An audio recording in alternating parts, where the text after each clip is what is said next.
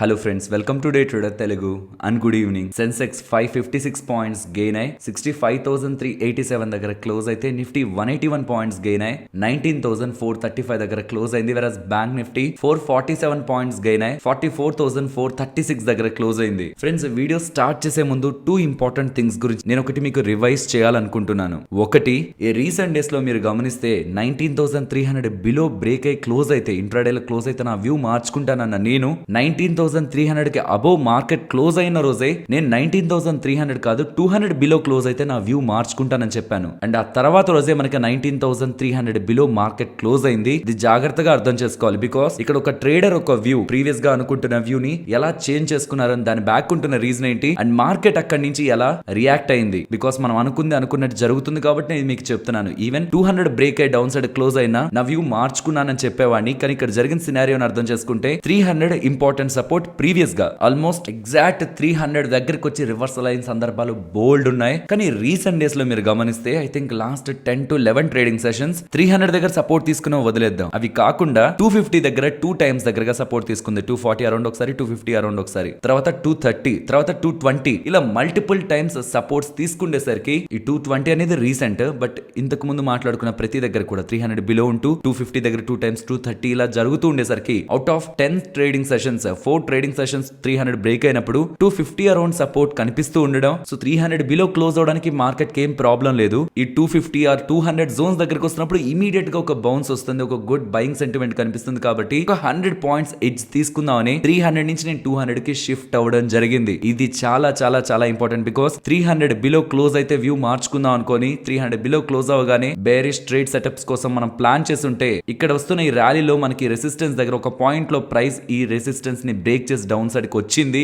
ఇక్కడ మనం bearish trade entries కోసం ప్లాన్ చేసే వాళ్ళం. ఆఫ్ కోర్స్ క్లోజ్ అవ్వలేదు. ఇఫ్ ఇన్ కేస్ ఇక్కడ క్లోజ్ అయినా సరే, క్లోజ్ అయ్యి ఒకవేళ ట్రాప్ చేస్తున్నా ఇక్కడ అన్నెసరీగా ట్రేడ్స్ తీసుకునే వాళ్ళు. కాబట్టి ఒక వ్యూ ని ఫార్మ్ చేసుకున్న తర్వాత కాన్స్టెంట్ గా మార్కెట్ లో ఉంటున్న ప్రైస్ యాక్షన్ ని బేస్ చేసుకొని ఎక్కడెక్కడ మార్కెట్ పాస్ట్ లో తీసుకున్నది కాదు, కొత్తగా ఎక్కడెక్కడ మార్కెట్ బేస్ ఫార్మ్ చేస్తుంది, ఎక్కడెక్కడ నుంచి బయింగ్ సెంటిమెంట్ కనిపిస్తుంది అన్న లెవెల్స్ ని ఐడెంటిఫై చేస్తూ మన వ్యూ ని కూడా చేంజ్ చేసుకుంటూ ఉండాలి. అండ్ రెండవది, నేను మీకు రీసెంట్ టైమ్స్ లో మార్కెట్ పడుతున్న ప్రతిసారి చెప్పింది ఒకటే, mid caps all time highs ని కొడుతున్నాయి. ఇన్ఫాక్ట్ ఇవాళ కూడా mid cap index all time high ని హిట్ చేసింది. స్మాల్ క్యాప్స్ కూడా హిట్ చేస్తున్నాయి. ఇక్కడైనా మార్కెట్ లో సెల్లింగ్ రావాలంటే mid caps and small caps లో రావాలి కదా. నిఫ్టీ, బ్యాంక్ నిఫ్టీ, సెన్సెక్స్ లో కాదు. లార్జ్ క్యాప్స్ ని కాదు ఎవరైనా సెల్ చేయాలనుకునేది. ఫస్ట్ మార్కెట్ ఫాలో అయిపోద్దని భయపడితే ఫస్ట్ సెల్ చేసేదే మిడ్ క్యాప్స్ ని, స్మాల్ క్యాప్స్ ని. వాటిల్లో అంత సెల్లింగ్ రాకుండా markets like Nifty, bank Nifty, Sensex వీటిల్లో అంత ఫాల్ వస్తూ ఉండడం ఈజీగా బేరిష్ గా చూడడానికి మనకు ఒక కన్విక్షన్ ని బిల్డ్ చేయట్లేదు. బ్రాడర్ మార్కెట్ మీన్స్ ఈ mid cap, small cap space ఏమో పాజిటివ్ గా ఉంటుంది, ఆల్ టైమ్ హైస్ ని హిట్ చేస్తుంది. Coming to large cap space లో మనకి సెల్లింగ్ కనిపిస్తుండడం.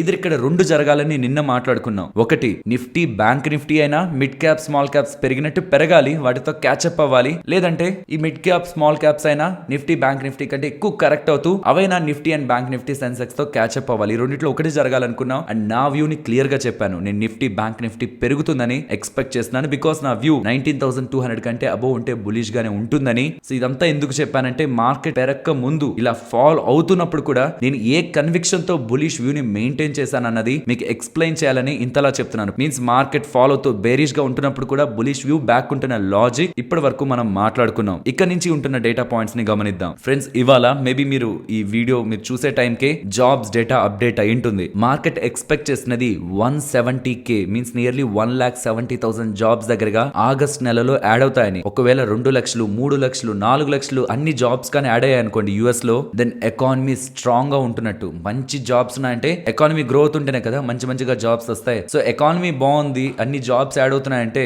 మరి ఇన్ఫ్లేషన్ ని తగ్గించేదానికి, ఎకానమీని హర్ట్ చేసినా తగ్గించే ప్రయత్నం ఫెడ్ వాళ్ళు చేస్తారు కదా. దీనికి స్టాక్ మార్కెట్స్ భయపడతాయి. కాబట్టి జాబ్స్ డేటా 1,70,000 ఆర్ అంతకంటే తక్కువ వస్తే అట్లీస్ట్ మండే మార్కెట్స్ పై ఎటువంటి సెల్లింగ్ సెంటిమెంట్ ఉండదు. అండ్ ఇంపార్టెంట్ గా గమనించాల్సింది, వాళ్ళ మార్కెట్ ర్యాలీ అవుతూ సడన్ గా ఎక్కడి నుంచో రెసిస్టెన్స్ ని ఫేస్ చేయలేరు ఆర్ ఫాల్ ని ఫేస్ చేయలేదు. Almost from 2 o'clock market 19,440. In fact bank Nifty related గా కూడా అంతే. ఇంపార్టెంట్ లెవెల్స్ దగ్గర నుంచే ఇవాళ మార్కెట్ ఫాల్ అయింది. సరే బ్యాంక్ నిఫ్టీ అంటే ఈ లెవెల్స్ కొంత దగ్గరగా ఉన్నాయి అనుకుందాం. బట్ నిఫ్టీని గమనించండి, 19,360 తర్వాత ఉంటున్నది 19,440. ఈ లెవెల్ చాలా important. Because recent trading sessions లో కూడా అదే లెవెల్స్ దగ్గర మార్కెట్ రెసిస్టెన్స్ ని ఫేస్ చేసింది అండ్ ప్రీవియస్ గా సపోర్ట్ గా కూడా యాక్ట్ అయింది. కాబట్టి ఇక్కడ నుంచి మార్కెట్ కరెక్ట్ అవుతుండడం అయితే నాకు ఇవాళ మార్కెట్ పెరిగిన దాంట్లో ఒక స్ట్రాంగ్ కన్విక్షన్ కన్విక్షన్ అయితే తీసుకురాలేదు. బికాస్ మీకు గుర్తుంటే ఈ వీక్ వెనస్డే కూడా నిఫ్టీ వెళ్ళిన హై 19,452, అక్కడి నుంచి ఎంతలా ఫాలో అయింది అండ్ అగైన్ మార్కెట్ అక్కడికి వచ్చింది. ఒక డబుల్ టాప్ ఫార్మేషన్ అయితే మనకు కనిపిస్తూ ఉంది.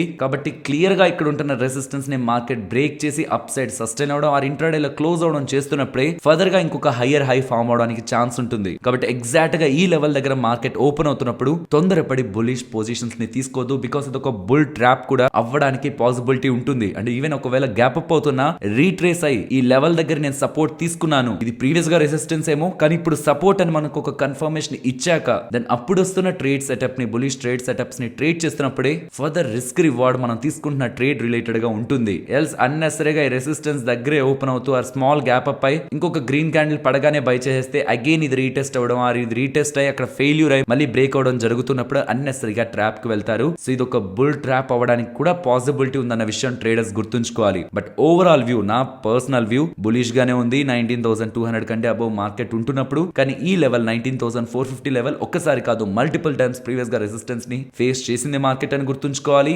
ఇది మార్కెట్ గురించి. Coming to indexes, recent times లో చూసారా ఆల్మోస్ట్ ఈ వీక్ అంతా కూడా రియల్ ఎస్టేట్ రిలేటెడ్ గా ఉంటున్న స్టాక్స్ భారీగా పెరిగాయి. ఆల్మోస్ట్ రియల్ ఎస్టేట్ ఇండెక్స్ 5% పెరిగింది, మెటల్ ఇండెక్స్ 5% పెరిగింది అండ్ ఈవెన్ ఆటో ఇండెక్స్ ఇవాళ కూడా హిట్ అయింది, మంచిగానే పైకి వెళ్ళింది. అండ్ ఈ వీక్ అంతా చూస్తే ఆల్మోస్ట్ ఒక 4% దగ్గరగా ఆటో ఇండెక్స్ పెరిగింది అండ్ ఈవెన్ ఐటీ ఇండెక్స్ కూడా 2% పెరిగింది. ఫ్రెండ్స్ ఇదే నేను చెప్పాలనుకుంటుంది. Mid cap, small caps and particular sectors కూడా మంచిగానే ర్యాలీ అవుతున్నాయి. But very selective large cap stocks లో వస్తున్న ఫాల్ కారణంగానే నిఫ్టీ అండ్ బ్యాంక్ నిఫ్టీలో మనం కరెక్షన్ చూస్తున్నాం. లెట్స్ ఇప్పటి వరకు కరెక్ట్ అయిన స్టాక్స్ పర్టికులర్ గా ఫైనాన్షియల్స్ అండ్ బ్యాంకింగ్ స్టాక్స్ ఇక్కడైనా స్టేబుల్ అయ్యి అప్ సైడ్ కి పుష్ అవ్వగలిగితే, మీన్స్ అప్ సైడ్ కి మూవ్ అవ్వగలిగితే దాని అది బ్యాంక్ నిఫ్టీనే కాదు నిఫ్టీని కూడా ఆల్ టైమ్ హైస్ కి తీసుకువెళ్ళడానికి పాసిబిలిటీ ఉంది. ఎల్స్ ఈ జోన్ నుంచి అగైన్ మార్కెట్స్ లో ప్రీవియస్ గా ఉంటున్నట్టే కూల్ ఆఫ్ ఆర్ ఫాల్ కనిపిస్తూ మేబీ డ్యూ టు ఇవాళ రాబోతున్న జాబ్స్ డేటా గ్లోబల్ మార్కెట్స్ అని నెగిటివ్ గా రియాక్ట్ అయితే ఇది ఎగ్జాక్ట్ ట్రిగ్గర్ కదా, రెసిస్టెన్స్ కదా. ఇది ఇంకొక పాయింట్ లా కూడా యాడ్ అవుతూ ఇక్కడ నుంచి కరెక్షన్ వచ్చింది అనుకోండి, దెన్ ఈసారి 19,250 దగ్గర మార్కెట్ ఎలా రియాక్ట్ అవుతుంది అనేది మనం సెకండ్ అబ్జర్వ్ చేయాల్సిన ఇంపార్టెంట్ పాయింట్ అవుతుంది. బట్ 19,200 బిలో క్లోజ్ అయితే మాత్రం purely for the trading prospect. Because broader markets bullish గా ఉన్నాయి కాబట్టి portfolio and overall stock market పరంగా వ్యూ బులిష్ గానే ఉంటుంది 19,200 బిలో కూడా. But purely for the Nifty నేను ఆ వ్యూ ని బులిష్ నుంచి బెరిష్ కి మార్చుకుంటాను. Because recent almost 10 to 14 trading sessions లో మార్కెట్ ఎప్పుడు 19,200 బిలో బ్రేక్ అయి క్లోజ్ అవ్వలేదు. అండ్ ఈవెన్ నేను స్ట్రాంగ్ బులిష్ కన్విక్షన్ తో ఉన్నాను కాబట్టి అలా జరుగుతుందని కూడా నేను అనుకోవట్లేదు. బట్ ఎస్ ఒక ఇన్వెస్టర్ ఆర్ ఒక ట్రేడర్ ఒపీనియన్ స్టాక్ మార్కెట్ లో రాంగ్ అవడానికి కూడా 100% ఛాన్సెస్ ఉంటాయి. లెట్స్ సీ అప్కమింగ్ టైమ్స్ లో ఏం జరుగుతుందని. ఫ్రెండ్స్ ఇలా మార్కెట్ డేటాని అనాలిసిస్ చేస్తూ వీడియోని మీ ముందుకు తీసుకురావడానికి మేము పెడుతున్న ఎఫర్ట్స్ మీకు వాల్యుబుల్ గా అనిపిస్తూ ఉంటే మన వీడియోని తప్పకుండా లైక్ చేయండి. ఫస్ట్ వోడాఫోన్ ఐడియా గురించి మాట్లాడుకోవాలి. స్టాక్ ఫస్ట్ టైం తన ఫేస్ వాల్యూ పై ట్రేడ్ అవుతుంది. వోడాఫోన్ ఐడియా స్టాక్ ఒక ఫేస్ వాల్యూ 10 రూపీస్ అండ్ ఇవాళ కూడా స్టాక్ 10 రూపీస్ ట్రేడ్ అయింది. I think for the first time September 2022 తర్వాత Vodafone idea again 10 rupees above వస్తూ ఉండడం.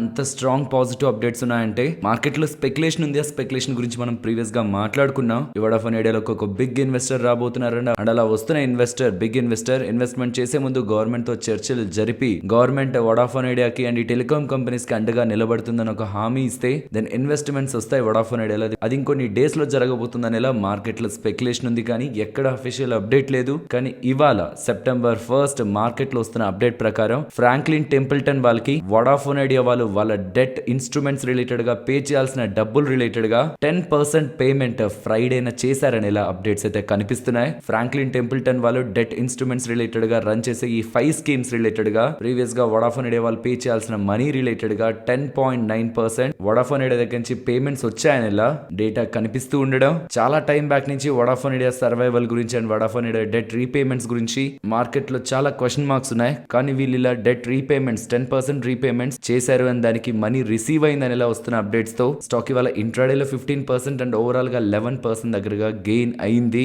యాక్చువల్లీ 2020లో ఫ్రాంక్లిన్ టెంపుల్టన్ మ్యూచువల్ ఫండ్ వాళ్ళు వోడాఫోన్ ఐడియా వాళ్ళకి ఏదైతే డెట్ రూపంలో ఎక్స్పోజర్ ఉందో ఎంటైర్ ఎక్స్పోజర్ ని కూడా రైట్ డౌన్ చేయడం జరిగింది. కానీ ఇప్పుడు అగైన్ వీళ్ళు ఇది పే చేస్తూ ఉండడం ప్రీవియస్ గా ఇన్వెస్ట్ చేసిన ఇన్వెస్టర్స్ కి ఇది డిస్ట్రిబ్యూట్ అవుతుంది. సరే ఇక వోడాఫోన్ ఐడియా విషయానికి వస్తే ఫ్రెండ్స్ పాస్ట్ లో కూడా చాలా సందర్భాల్లో వోడాఫోన్ ఐడియా రిలేటెడ్ గా మల్టిపుల్ పాజిటివ్ అప్డేట్స్ వచ్చాయి. ఇంకా బిగ్ ఇన్వెస్ట్మెంట్స్ రాబోతుంది. ఇంకా చెప్పాలంటే ప్రమోటర్స్ డబ్బులు పెట్టబోతున్నారు అండ్ గవర్నమెంట్ రైట్ ఆఫ్ చేస్తుంది లోన్స్ ని. ఇలా వేరియస్ థీమ్స్ మార్కెట్ లో స్పెక్యులేట్ అయ్యాయి. బట్ అగైన్ దాని రిలేటెడ్ ఒక ఫైనల్ కంక్లూజన్ ఎప్పుడు కూడా అరైవ్ అవ్వలేదు. So again investors just because market లో ఈ స్టాక్ పెరుగుతుంది అండ్ రీసెంట్ టైమ్స్ లో బాగా పెరుగుతుందని without any final conclusion fundamentals fundamentals అన్ని స్ట్రాంగ్ అయ్యే టైం కి స్టాక్ ఇంకా బాగా పెరుగుంటుందేమో, బట్ అట్లీస్ట్ అప్పుడు ఒక మార్జిన్ ఆఫ్ సేఫ్టీ ఉంటది. ఒక వైల్డ్ రైడ్ చేద్దాం ఇలానే జరుగుతుందేమో అని మనమే అజంప్షన్ తీసుకొని చేయడం బిగ్ రిస్క్ తీసుకుంటున్నట్లని ఇన్వెస్టర్స్ గుర్తుంచుకుంటూ, మార్కెట్ లో ఉంటున్నవన్నీ కూడా ఇలా ఒక బిగ్ ఇన్వెస్టర్ వస్తారు, అలా వస్తున్న డబ్బులతో ఇది రివైవ్ అవుతుంది. ఆల్మోస్ట్ 60,000 crore పైగానే అప్కమింగ్ టైమ్స్ లో వీళ్ళు కెపెక్స్ చేస్తారు. ఇవన్నీ కూడా మార్కెట్ లో ఉంటున్న ఊహాగానాలు. పర్టికులర్ గా బిగినర్స్ రీసెంట్ టైమ్స్ లో పెరుగుతుంది, ఇంకా బాగా పెరిగిపోతుందేమో అని యూఫోరియాలో మాత్రం ఇన్వెస్ట్మెంట్ చేయకండి. చేసే ముందు 1-2 సార్లు వీళ్ళ రిలేటెడ్ ఉన్న అప్పులు, వాళ్ళ ఏ టైంలో ఎంతెంత వడ్డీలు కట్టాలి అండ్ వాళ్ళు రీసెంట్ క్వార్టర్స్ లో ఎంతెంత లాస్ ని మేక్ చేస్తున్నారు, ఇది ఒకసారి చూసి దెన్ అప్పుడు మీకు కంఫర్ట్ ఉంటుండే ఫర్దర్ గా ప్రొసీడ్ అవ్వండి. నెక్స్ట్ మీరు సోషల్ మీడియాలో మేం బెస్ట్ స్టాక్స్ నిచ్చామంటే మేం బెస్ట్ స్టాక్స్ నిచ్చాం, మాకింత రిటర్న్ వచ్చింది, మా స్టాక్స్ ఇంతలా పర్ఫామ్ చేశాయని క్లైమ్స్ ని మీరు వింటూ వచ్చుంటారు కదా. ఈ క్లైమ్స్ ని నిజమా కాదా అని తేల్చేందుకు సెబీ వాళ్ళు ఒక కొత్త ఏజెన్సీని ఏర్పాటు చేస్తున్నారు. Performance validation agency. ఇది ఇంకా ఏర్పాటు చేస్తున్నారని ఫైనలైజ్ చేయలేదు. యాక్చువల్లీ కన్సల్టేషన్ పేపర్ ఇది. మీన్స్ ఇలాంటిది ఒకటి ఏర్పాటు చేయాలనుకుంటున్నాం. దీని మీద నెగిటివ్ గా కానీ పాజిటివ్ గా కానీ పబ్లిక్ ఒపీనియన్ తెలుసుకునేందుకు ఫస్ట్ కన్సల్టేషన్ పేపర్ రిలీజ్ చేశారు. అంతా బాగుంటే నెక్స్ట్ డ్రాఫ్ట్ వస్తుంది, అది కూడా బాగానే ఉంటే ఫైనల్ రూల్స్ ని సెబీ వాళ్ళు అప్డేట్ చేస్తారు. ఈ కన్సల్టేషన్ పేపర్ ప్రకారం అప్కమింగ్ టైమ్స్ లో ఒక పర్ఫార్మెన్స్ వాలిడేషన్ ఏజెన్సీ రాబోతుంది. ఇందులో భాగంగా ఎవరెవరైతే మేము ఇంత లాభాలని మా క్లయింట్స్ కానీ మేము ఇచ్చిన స్టాక్స్ ద్వారా కానీ జనరేట్ చేశామని చెప్తుంటారో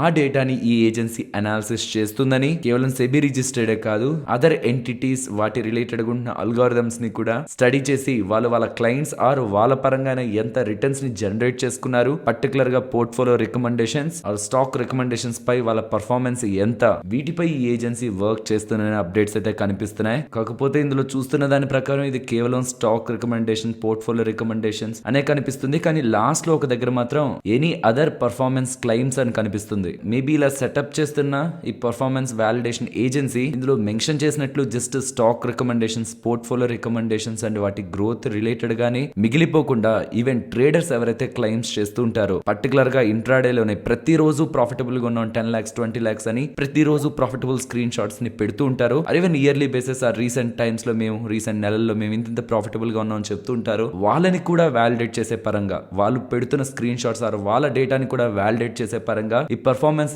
వాలిడేషన్ ఏజెన్సీ కానీ నడవగలిగితే, రన్ అవ్వగలిగితే దాని ఇన్వెస్ట్మెంట్ కమ్యూనిటీ అండ్ ట్రేడింగ్ కమ్యూనిటీలో ఒక బ్యాలెన్స్డ్ ఎన్విరాన్మెంట్ రన్ అవుతుంది. లెట్స్ సీ అసలు ఈ పర్ఫార్మెన్స్ వాలిడేషన్ ఏజెన్సీ రోల్ ఎంత వరకు ఉంటుంది, ఇన్వెస్టర్స్ కే మిగిలిపోతుందా, ట్రేడర్స్ ఎంటైర్ ఈ స్టాక్ మార్కెట్ రిలేటెడ్ గా ఉన్న ఎవరి పర్ఫార్మెన్స్ నైనా వాలిడేట్ చేసే ఏజెన్సీగా మారుతుందా అని. ఎలా అనిపించింది సెబీ వాళ్ళు తీసుకొస్తున్న ఈ పర్ఫార్మెన్స్ వాలిడేషన్ ఏజెన్సీ మీకు? నాకైతే ఒక ఇన్నోవేటివ్ వేగానే అనిపిస్తుంది. లెట్స్ సీ ముందు వీళ్ళు దీన్ని ఎంత వరకు తీసుకువెళ్తారని. మీ ఒపీనియన్ ని కామెంట్ సెక్షన్ లో చెప్పండి. ఫ్రెండ్స్, ఇలా న్యూస్ అప్డేట్స్ ని అనాలిసిస్ చేస్తూ మీ ముందుకి కంటెంట్ తీసుకురావడానికి మేం పెడుతున్న ఎఫర్ట్స్ మీకు వాల్యుబుల్ గా అనిపిస్తూ ఉంటే మన వీడియోని తప్పకుండా లైక్ చేయండి. నెక్స్ట్ ఆప్టిమస్ ఇన్ఫ్రా గురించి మాట్లాడుకోవాలి. వీళ్ళు లాస్ట్ 25 years నుంచి మొబైల్ హ్యాండ్సెట్స్ రిలేటెడ్ గా ఒక మెయిన్ డిస్ట్రిబ్యూటర్ గా ఉంటూ వచ్చారు, పర్టికులర్ గా నోకియా రిలేటెడ్ గా. బట్ ఆ సేల్స్ తగ్గుతూ వచ్చాయి కదా. కేవలం నోకియానే కాదు, ఇంకా ఇతర reputed brands including Samsung related గా ఒక బిగ్గెస్ట్ డిస్ట్రిబ్యూటర్ గా ఉంటూ వచ్చారు. వీళ్ళు గ్లోబల్ కంపెనీ అయిన కార్నింగ్ ఇంటర్నేషనల్ కార్పొరేషన్ వాళ్ళతో, యాక్చువల్లీ ఈ కంపెనీ గ్లాస్ అలాగే సిరామిక్ ప్రొడక్ట్స్ ని మ్యానుఫ్యాక్చర్ చేస్తుంది.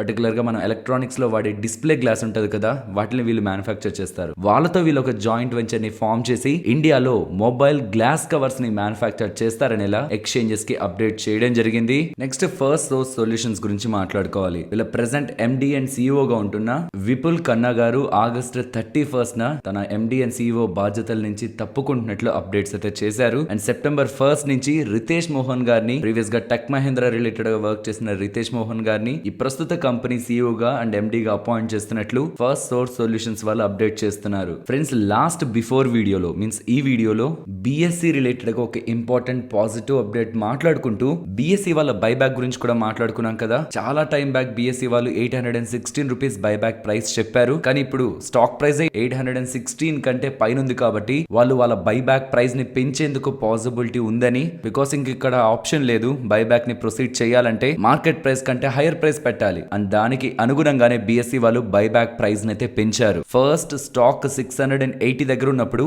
816 అని చెప్పారు, 816 బైబ్యాక్ ప్రైస్ అని చెప్పారు. కానీ బైబ్యాక్ డేట్స్ అనౌన్స్ చేసే లోపే స్టాక్ 1000 మార్క్ ని కూడా దాటేసింది. కాబట్టి ఎవరు కూడా వాళ్ళ షేర్స్ ని 816 లో ఇవ్వరు కదా కంపెనీకి. కాబట్టి స్టాక్ 1080 వాళ్ళ బైబ్యాక్ ప్రైస్ పెట్టింది. కానీ ఫనీ థింగ్ ఏంటంటే ఇవ్వాలే ఆ బైబ్యాక్ ప్రైస్ అబోనే స్టాక్ ప్రైస్ క్లోజ్ క్లోజ్ అయింది. For the first time I think ఇప్పటి వరకు ఏ కంపెనీ బైబ్యాక్ ప్రైస్ ని ఇలా అప్ సైడ్ రివిజన్ చేయలేదు. రీసెంట్ గా ఉంటున్న సెబీ రూల్స్ ప్రకారం ఏదైనా ఒక బైబ్యాక్ ఇచ్చిన తర్వాత, అనౌన్స్ చేసిన తర్వాత ప్రైస్ పెరిగిపోతే కావాలంటే బైబ్యాక్ ప్రైస్ ని రివిజన్ చేసుకోవచ్చు అని చెప్పారు. కానీ కాన్స్టెంట్ గా బిఎస్సి స్టాక్ ప్రైస్ పెరిగిపోతూ ఉండడం, ఈ బైబ్యాక్ ఎలా ప్రొసీడ్ అవుతుంది అండ్ ఎన్నిసార్లు ఇంకా కంపెనీ బైబ్యాక్ ప్రైస్ ని పెంచుతుంది అన్నది ఇన్వెస్టర్స్ కమ్యూనిటీ ఈగర్ గా వెయిట్ చేస్తుంది. నెక్స్ట్ ఓఎన్జీసీ గురించి మాట్లాడుకోవాలి. గ్లోబల్ గా ఉంటున్న క్రూడ్ ఆయిల్ ప్రైజెస్ ఇంకొంచెం పెరిగాయంటే ఆల్మోస్ట్ 9 మంత్ హైకి హిట్ అవుతాయి. ఈ లాస్ట్ వీక్ లోనే ఆల్మోస్ట్ ఈ ఆన్ గోయింగ్ వీక్ లోనే నియర్లీ 5% క్రూడ్ ఆయిల్ ప్రైస్లు పెరిగాయి అండ్ ఎంటైర్ ఆగస్ట్ లో 6% దగ్గరగా క్రూడ్ ఆయిల్ ప్రైస్లు పెరగడం జరిగింది. ఇంతలా క్రూడ్ ఆయిల్ పెరుగుతుండడం కారణంగా, క్రూడ్ ఆయిల్ ప్రైస్లు పెరగడం కారణంగా ఏ కంపెనీలకైతే లాభం ఉంటుందో ఆ కంపెనీల స్టాక్ ప్రైజెస్ ఇవాళ పెరిగాయి. Example ONGC. సరే, ఇంతగా గ్లోబల్ మార్కెట్స్ లో ఎందుకు క్రూడ్ ఆయిల్ పెరుగుతుంది? యాక్చువల్లీ చైనాలో ఎకానమీ వీక్ గా ఉంది అంటున్నారు. చైనా ఎకానమీ వీక్ అవుతుందంటే క్రూడ్ ఆయిల్ కూడా పడాలి కదా, బికాస్ చైనాలో పెద్ద యాక్టివిటీ లేకపోతే క్రూడ్ ఆయిల్ కన్సంప్షన్ తగ్గాలి, మీన్స్ డిమాండ్ తగ్గాలి, అది ప్రైజుల్ని ఫాల్ చేయాలి కదా. అంటే ఫ్రెండ్స్, కాన్స్టెంట్ గా రష్యా అలాగే సౌదీ అరేబియా వాళ్ళు అక్టోబర్ వరకు ఉంటున్న వాళ్ళ crude oil production cuts related గా స్టేట్మెంట్స్ చేస్తున్నారు. అండ్ ఈవెన్ చైనా పరంగా మాట్లాడుకుంటున్న చైనీస్ ఎకానమీని ఏదో రకంగా బూస్ట్ చేయాలని గవర్నమెంట్ కాన్స్టెంట్ గా స్టిమ్యులస్ ఇస్తూనే ఉంది. కాబట్టి చైనాలో ఉన్న నెగిటివిటీ గవర్నమెంట్ ఎలాగైనా కంట్రోల్ చేస్తుందని మార్కెట్ భావిస్తుంది. బట్ ప్యారలల్ గా జరుగుతున్నది రష్యా అలాగే సౌదీలో కాన్స్టెంట్ గా వాళ్ళ క్రూడ్ ఆయిల్ అవుట్పుట్ కట్ ని, మీన్స్ ఇంకా ఫర్దర్ గా ఎక్కువ అవుట్పుట్ మేము ఇవ్వాలనుకోవట్లేదు, అవుట్పుట్ ని తగ్గించాలనుకుంటున్నాం చేసిన స్టేట్మెంట్స్ తో క్రూడ్ ఆయిల్ ప్రైస్లు అయితే పెరుగుతున్నాయి. తద్వారా లింక్ అవుతున్న స్టాక్స్ లో కూడా ఇంపాక్ట్ అయితే కనిపిస్తుంది. మనం పాజిటివ్ ఇంపాక్ట్ గురించే మాట్లాడుకుంటున్నాం, కానీ క్రూడ్ ఆయిల్ పెరగడం కారణంగా పెయింట్స్ కి, ఏవియేషన్ ఇండస్ట్రీస్ కి and most of the industries crude oil కి డైరెక్ట్ అండ్ ఇండైరెక్ట్ గా రిలేట్ అవుతున్న వాటన్నిటికి కూడా రా మెటీరియల్ భారం పడుతూ వాళ్ళ మార్జిన్స్ కూడా ఇంపాక్ట్ అవుతాయనే విషయం మనం గుర్తుంచుకోవాలి. ఇన్ఫాక్ట్ ఈ క్రూడ్ ఆయిల్ ప్రైస్లు తగ్గడం కారణంగానే టైర్ కంపెనీస్ బిగ్గెస్ట్ మార్జిన్స్ ని రీసెంట్ క్వార్టర్స్ లో రిపోర్ట్ చేశాయి. మరి క్రూడ్ ఆయిల్ ప్రైస్లు పెరుగుతున్నాయి కాబట్టి రబ్బర్ ప్రైజెస్ స్టేబుల్ గానే ఉన్నాయి. మరి క్రూడ్ ఆయిల్ ప్రైస్లు పెరుగుతున్నాయి కాబట్టి ఈ tyres, paints, aviation companies related గా అప్కమింగ్ నెంబర్స్ లో మనం మార్జిన్స్ లో ఇంపాక్ట్ ని గమనించొచ్చు. రీసెంట్ టైమ్స్ లో కొంత గుడ్ పర్ఫార్మెన్స్ తో, మీన్స్ మంచి డేటాతో బాగానే పెరుగుతుంది స్టాక్. 5 స్టార్ బిజినెస్ ఫైనాన్స్ అని. అట్ ద సేమ్ టైం మనం ఈ ట్రెండ్ కూడా గమనిస్తున్నాం కదా, ఏ కంపెనీస్ అయితే పెరుగుతున్నాయో ఆర్ ఈవెన్ పెరగని కంపెనీస్ రిలేటెడ్ గా కూడా ప్రైవేట్ ఈక్విటీ ప్లేయర్స్ వాళ్ళ వాటాని భారీ మొత్తంలో అమ్ముతున్నారని. అలానే ఇవాళ 5 స్టార్ బిజినెస్ ఫైనాన్స్ రిలేటెడ్ గా ఉంటున్న ఈ ఫైనాన్స్ కంపెనీ రిలేటెడ్ గా మ్యాట్రిక్స్ వీళ్ళు ప్రీవియస్ గా 7.8% వాటాని హోల్డ్ చేస్తున్నారు. అండ్ టీపీజీ వీళ్ళు 17.4% వాటాని హోల్డ్ చేస్తున్నారు. అండ్ నార్వెస్ట్ వాళ్ళు 8% వాటాని హోల్డ్ చేస్తున్నారు. సో ఇంత పర్సెంట్ వాటాని హోల్డ్ చేస్తున్న ఈ 3 ప్రైవేట్ ఈక్విటీ ప్లేయర్స్ ముగ్గురు కలిపి 8.8% దగ్గరగా వాటాని 725 రూపీస్ యావరేజ్ ప్రైస్ లో నియర్లీ నిన్నటి క్లోజింగ్ తో చూస్తే 6% డిస్కౌంట్ లో సెల్ చేస్తూ 1860 క్రోర్స్ రైజ్ చేస్తుండేసరికి స్టాక్ ఇవాళ ఫ్లోర్ ప్రైస్ వరకు ఇంట్రాడే సెషన్స్ లో కరెక్ట్ అయ్యింది. నెక్స్ట్ జీనస్ పవర్ గురించి మాట్లాడుకోవాలి. జీనస్ పవర్ గురించే కాదు, హెచ్పిఎల్ ఎలక్ట్రిక్ గురించి కూడా. యాక్చువల్లీ నేను చాలా సార్లు గమనించాను, వీళ్ళిద్దరిలో ఏ ఒక్కరికి ఆర్డర్ వచ్చినా చాలు ఇంకొక స్టాక్ కూడా అంతే రియాక్ట్ అవుతూ ఉంటుంది. బికాస్ ఇంకొక కంపెనీకి కూడా ఇలాంటి ఆర్డర్స్ వస్తాయి కదా అని తెలిసిందే కదా. సరే చెప్పండి, జీనస్ పవర్ వాళ్ళకి ఏ సెగ్మెంట్ నుంచి ఆర్డర్స్ వస్తుంటాయి ఎక్కువ? Smart meters. ఎస్, కానీ ఇక్కడ వస్తున్నది బిగ్ ఆర్డరే. 2247 క్రోర్ విలువ చేసే order. Entire company recent times లో భారీగా పెరుగుతూనే ఇప్పుడు 7000 క్రోర్ మార్కెట్ క్యాపిటల్ కి వచ్చింది. వీళ్ళకి ఆల్మోస్ట్ 2200 క్రోర్ విలువ చేసే ఆర్డర్ లభిస్తుండడం స్టాక్ ఇవాళ అప్పర్ సర్క్యూట్ కొట్టింది. అండ్ ఈ ఆర్డర్ లో భాగంగా వీళ్ళు 24,18,000 దగ్గరగా స్మార్ట్ ప్రీపెయిడ్ మీటర్స్ ని సప్లై చేస్తారని ఇలా అప్డేట్ చేస్తున్నారు. ఈ వస్తున్న ఈ ఆర్డర్ తో ఎంటైర్ వీళ్ళ order book present 11,000 crore mark కి టచ్ అయింది. నెక్స్ట్ టీవీ18 గురించి మాట్లాడుకోవాలి. బీసీసీఐ దగ్గర నుంచి వస్తున్న అఫీషియల్ అప్డేట్ ప్రకారం వయాకామ్ 18 వాళ్ళు నెక్స్ట్ 5 ఇయర్స్ కి సంబంధించిన both TV rights and digital rights ని బీసీసీఐ వాళ్ళ దగ్గర నుంచి కొన్నారు. ఎంత కొన్నారు? టీవీ రైట్స్ ని 2900 క్రోర్స్ పెట్టి, డిజిటల్ రైట్స్ ని 3100 క్రోర్స్ పెట్టి, టోటలీ 5963 క్రోర్స్ పెట్టి కొన్నారు. యాక్చువల్లీ వయాకామ్ 18 వాళ్ళ దగ్గర ప్రీవియస్ గా ఐపీఎల్ డిజిటల్ రైట్స్ ఉన్నాయి and even women premier league related గా కూడా డిజిటల్ రైట్స్ ఉన్నాయి. సరే, ఇదంతా వయాకామ్ 18 వాళ్ళ గురించి కదా, మరి టీవీ18 అన్నారు ఎందుకు? ఫ్రెండ్స్, ఇక్కడ మీరు ఈ స్ట్రక్చర్ ని అర్థం చేసుకోవచ్చు. ఈ టీవీ18 వాళ్ళు వయాకామ్ 18 లో 51% దగ్గరగా వాటాని హోల్డ్ చేస్తున్నారు. కాబట్టి వయాకామ్ 18 లాభం పొందుతుంటే అది టీవీ18 బ్రాడ్కాస్ట్ కూడా ప్రాఫిటబుల్. కాబట్టి ఈ అప్డేట్స్ తర్వాత స్టాక్ ఇవాళ గుడ్ గ్యాప్ అప్ లో ఓపెన్ అయ్యి కొంత కూల్ ఆఫ్ అయి నియర్లీ పాజిటివ్ లోనే ఇవాళ క్లోజ్ అయింది. నెక్స్ట్ ఐటీడీ సిమెంటేషన్ గురించి మాట్లాడుకోవాలి. వీళ్ళకి 3290 క్రోర్స్ విలువ చేసే ఒక బిగ్ మెరైన్ కాంట్రాక్ట్ లభించిందని ఎక్స్చేంజెస్ కి అప్డేట్ చేస్తుండడం స్టాక్ ఇవాళ ఇంతలా గెయిన్ అయింది. బికాస్ ఇవాళ ఇంతలా పెరిగాక ఈ కంపెనీ యొక్క మార్కెట్ క్యాపిటల్ 4000 అరౌండ్ క్రోర్స్ ఉంటే వీళ్ళకి వచ్చిన ఆర్డరే 3290 క్రోర్. ఇదేం కంప్లీట్ గా వీళ్ళకి ప్రాఫిటబుల్ గా వెళ్ళిపోదు. బట్ స్టాక్ మార్కెట్ లో లో మార్కెట్ క్యాపిటల్ మీన్స్ చిన్న చిన్న కంపెనీస్ కి బిగ్ ఆర్డర్స్ వస్తున్నప్పుడు ఆ పర్టికులర్ స్టాక్ ప్రైజెస్ ఇంతలా ర్యాలీ అవుతూ ఉంటాయి. కానీ గుర్తుంచుకోవాలి, ఒక 4,000 crore మార్కెట్ క్యాపిటల్ ఉంటున్న కంపెనీకి ఒక 4,000 crore ఆర్డర్ వచ్చిందంటే అది ఇంక 8,000 crore మార్కెట్ క్యాపిటల్ కి ఏం వెళ్ళిపోదు కదా. 4,000 crore ఆర్డర్ వచ్చినప్పుడు అందులో 4% 5% వాళ్ళ మార్జిన్స్ ఉంటాయి. సో అదే వాళ్ళ నెట్ ప్రాఫిటబిలిటీకి యాడ్ అవుతుంది ఫైనలీ. బట్ చిన్న కంపెనీలు నమ్మి కూడా పెద్ద ఆర్డర్లు వస్తున్నాయండో, ఫర్దర్ గా కూడా ఇంకా మంచి మంచి ఆర్డర్స్ వస్తాయని మార్కెట్ లో వస్తున్నాయి estimates. Stock prices move back ఉంటున్న main reason next IDFC first bank. ఈ స్టాక్ రిలేటెడ్ కి వాళ్ళ 4.2% దగ్గరగా వాటా హ్యాండ్స్ అయితే మారింది. నియర్లీ 28 crore షేర్స్ ఇవాళ ఎక్స్చేంజ్ అయితే అయ్యాయి 3 లార్జ్ ట్రేడ్స్ లో. ఎవరు బయర్స్ అండ్ సెల్లర్స్ అనేది ఇంకా తెలియట్లేదు. Maybe end of the day ఒకవేళ ప్రామినెంట్ నేమ్స్ ఉంటుంటే మనకి NSE bulk and black deal section లో అప్డేట్ అవుతుంది. నిన్న మాట్లాడుకున్నాం కదా, జార్జ్ సోరోస్ స్టాక్ మార్కెట్స్ ని, దేశాలని అండ్ ఆ దేశాలకు సంబంధించిన కరెన్సీల్ని పతనానికి తీసుకువెళ్లి కోట్లు సంపాదించే వ్యక్తి. ఇండియాకి సంబంధించి బ్యాక్ టు బ్యాక్ ఒక 2 గ్రూప్ కంపెనీస్ గురించి అలిగేషన్స్ చేశారు. నిన్న ఆదాని వాళ్ళపై వచ్చిన అలిగేషన్స్ గురించి మాట్లాడుకున్నాం. ఇప్పుడు మెటల్స్ అలాగే మైనింగ్ రంగంలోనే దిగ్గజమైన వేదాంత వాళ్ళ రిలేటెడ్ గా వీళ్ళు ఆరోపణలు చేస్తున్నారు. దీని రిలేటెడ్ గా వీళ్ళు మెన్షన్ చేస్తున్నది వేదాంత వాళ్ళు ఇండియన్ గవర్నమెంట్ తో లాబియింగ్ చేశారని. సో లాబియింగ్ చేయడం కారణంగా వేదాంతకు సంబంధించిన మైనింగ్ బిజినెస్ ప్రస్తుతం ఉంటున్న కెపాసిటీ కంటే 50% అబోవ్ కెపాసిటీ పై రన్ అయ్యేందుకు వేదాంత వాళ్ళకి వెసులుబాటు దొరికిందని, దాని కారణంగా వాళ్ళు అడిషనల్ గా ప్రాఫిట్స్ ని సంపాదించారని. అండ్ ఆయిల్ ఎక్స్ప్లోరేషన్ రిలేటెడ్ గా, పర్టికులర్ గా క్రేన్ ఇండియా రిలేటెడ్ గా కూడా వేరియస్ అలిగేషన్స్ ఉంటున్నా వాటన్నిటిని పక్కన పెడుతూ గవర్నమెంట్ కి సంబంధించిన ఆప్షన్స్ లో క్రేన్ ఇండియా వాళ్ళు గెలుస్తూ వస్తున్నారని. ఈవెన్ లోకల్స్ దగ్గర నుంచి అపోజిషన్ ఉంటున్న crane India oil exploration business ని గవర్నమెంట్ అలాట్ చేస్తూ వస్తుందని. ఇవన్నీ కూడా వేదాంత గ్రూప్ వాళ్ళు గవర్నమెంట్స్ తో లాబియింగ్ చేస్తూ, లాబియింగ్ ని సింపుల్ గా చెప్పాలంటే ఇన్ఫ్లుయెన్స్ చేయడం, అది మనీ రూపంలోనా పవర్ రూపంలోనా ఏదో ఒక రూపంలో ఇన్ఫ్లుయెన్స్ చేస్తూ వాళ్ళు కోట్లు సంపాదించే ప్రయత్నం జరుగుతుందనేలా వేదాంత గ్రూప్ కి అగైనెస్ట్ గా OCCRP వాళ్ళు, organised crime and corruption reporting project వాళ్ళు, దీని బ్యాక్ ఉంటున్నది జార్జ్ సోరోస్. వీళ్ళు వరుసగా ఆరోపణలు అయితే చేయడం జరిగింది. అండ్ దీనికి వీళ్ళు ప్రూఫ్ గా వేదాంత వాళ్ళకి ఏ అవసరాలు ఉన్నాయని, మీన్స్ ఏవేవి జరిగితే వేదాంత వాళ్ళకి లాభం ఉంటుందని వేదాంతకు సంబంధించిన చీఫ్ ఎగ్జిక్యూటివ్ అయిన సునీల్ గారు ప్రైమ్ మినిస్టర్ కి డైరెక్ట్ గా లెటర్ ని రాసినప్పుడు, అది June 13, 2021 లెటర్ రాసినప్పుడు అది వేగంగా మినిస్ట్రీస్ కి పాస్ అయి వేదాంత వాళ్ళకి అనుకూలంగా తీర్పులు వచ్చాయనేలా ఆరోపణలు అయితే కనిపిస్తున్నాయి. ఫ్రెండ్స్, టు బి ఫ్రాంక్, ఇది గవర్నమెంట్ కి పాజిటివ్ నెగిటివ్ అనుకోవద్దు, కానీ వీళ్ళు చేస్తున్న స్టేట్మెంట్స్ లాబింగ్ చేశారు అని చాలా ఇండస్ట్రీస్ గవర్నమెంట్స్ కి రాస్తూ ఉంటాయి. మా ఇండస్ట్రీకి వెసులుబాటుని ఇవ్వండి, ట్యాక్స్ ఎగ్జంప్షన్ ఇవ్వండి, లేకపోతే ఉన్న ప్రొడక్షన్ ఇప్పటి వరకు ఉంటున్న లిమిట్స్ ని పెంచండి. ఈ బెనిఫిట్స్ కోసం చాలా ఇండస్ట్రీస్ ప్రభుత్వాలను అడుగుతూ ఉంటాయి. కొన్నిసార్లు ప్రభుత్వాలు ఒప్పుకుంటాయి, కొన్నిసార్లు ప్రభుత్వాలు ఒప్పుకున్న ప్రతిదాన్ని మనం లాబియింగ్ ఆర్ ఇన్ఫ్లుయెన్స్ చేశారు, వాళ్ళకి తగ్గట్టు తీర్పుని తెప్పించుకున్నారని ప్రతి దాంట్లో మనం చెప్తూ వెళ్తే ఏ దేశంలో ఉంటున్న గవర్నమెంట్ పైన మనం ఆరోపణలు చేయొచ్చు. ఏదైనా ఒక స్ట్రాంగ్ ఎవిడెన్స్ పట్టుకొని కేవలం ఒక కంపెనీకే లాభం చేసేలా ఏదైనా పనులు చేసినప్పుడు, లేకపోతే ఆ కంపెనీ చేసిన తప్పుల్ని ప్రభుత్వాలు కప్పిపుచ్చే ప్రయత్నం, ప్రొటెక్ట్ చేసే ప్రయత్నం చేశారని క్లియర్ ఎవిడెన్స్ తో బయటకు వచ్చినప్పుడు దానికి వాల్యూ ఉంటుంది. కానీ ఇలా నార్మల్ స్టేట్మెంట్స్ కి మార్కెట్ పట్టించుకోదు. కాబట్టి వాళ్ళు ఈ స్టేట్మెంట్స్ తర్వాత కూడా వేదాంత స్టాక్ 1.5% దగ్గరగా పాజిటివ్ లో ఎండ్ అయింది.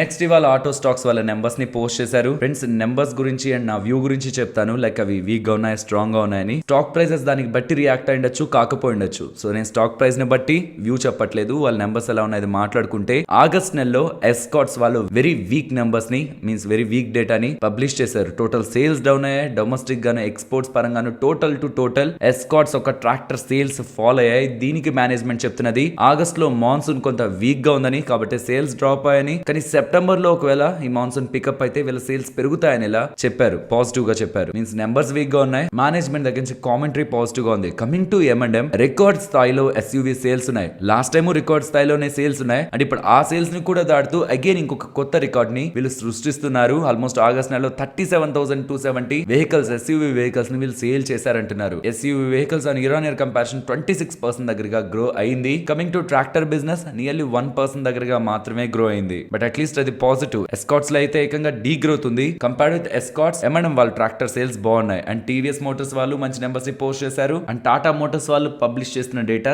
ఎస్టిమేట్స్ కంటే స్లైట్ బిలో ఉంది. మీన్స్ ఇది కంప్లీట్ డిసప్పాయింట్మెంట్ కాదు, అలానే అట్లీస్ట్ ఎస్టిమేట్స్ ని మీట్ అవ్వలేదు అండ్ ఎస్టిమేట్స్ కంటే అబోవ్ రాలేదు. Slight dip in terms of domestic sales and total passenger vehicle segments లో ఎక్స్పెక్టేషన్స్ కి కొంత బిలోలో వీళ్ళ నెంబర్స్ కనిపిస్తున్నాయి. అండ్ ఫైనలీ నజారా టెక్ వీళ్ళు September 4th బోర్డ్ మీటింగ్ ని పెట్టి ఫండ్స్ ని రైజ్ చేస్తారన్నారు కదా. దీని రిలేటెడ్ గా ఒక స్పెక్యులేషన్ నడుస్తుంది. జిరోదా నిఖిల్ కామత్ గారు ఎగ్జిస్టింగ్ గా ఈ కంపెనీలో తనకి 1% వాటా ఉంది. బట్ అది అడిషనల్ గా ఇంకొక 3.5% కి కి తీసుకువెళ్తారని, సో తను ఇంతలా వాటాను పెంచుకుంటున్నారంటే ఈ కంపెనీ రిలేటెడ్ గా ఫ్యూచర్ రిలేటెడ్ గా తనకి పాజిటివ్ ఒపీనియన్ ఉంటున్నట్టే కదా. కాబట్టి ఈ సేమ్ థీమ్ తోనే ఇవాళ స్టాక్ గ్యాప్ అప్ అయింది మంచిగా, ఆల్మోస్ట్ 803 వరకు వెళ్ళింది ఇంట్రాడే సెషన్స్ లో. బట్ అక్కడి నుంచి గ్రాడ్యువల్ గా ఫాల్ అవుతూ నియర్లీ 3% నెగిటివ్ లో క్లోజ్ అయింది. ఆల్మోస్ట్ ఒక 6% ఫాల్ ఆన్ హై టు లో ఇవాళ నజారా టెక్ లో మనం చూసాం. సో చూడాలి మరి సెప్టెంబర్ 4th జరుగుతున్న బోర్డ్ మీటింగ్ అప్రూవ్ అవ్వడం మీన్స్ ఈ ఫండ్ రైజింగ్ అప్రూవ్ అవడం, తర్వాత ఆ ఫండ్ రైజింగ్ లో పార్టిసిపేట్ చేస్తున్న ఇన్వెస్టర్ జీరోదాకి సంబంధించిన నిఖిల్ కామత్ గారు అవునా కాదా అన్నది అప్కమింగ్ టైమ్స్ లో మనకు అర్థం అవుతుంది. నెక్స్ట్ నిఫ్టీ అలాగే bank Nifty support and resistance, Nifty resistance ఇదే exact level. If in case ఇది బ్రేక్ అయితే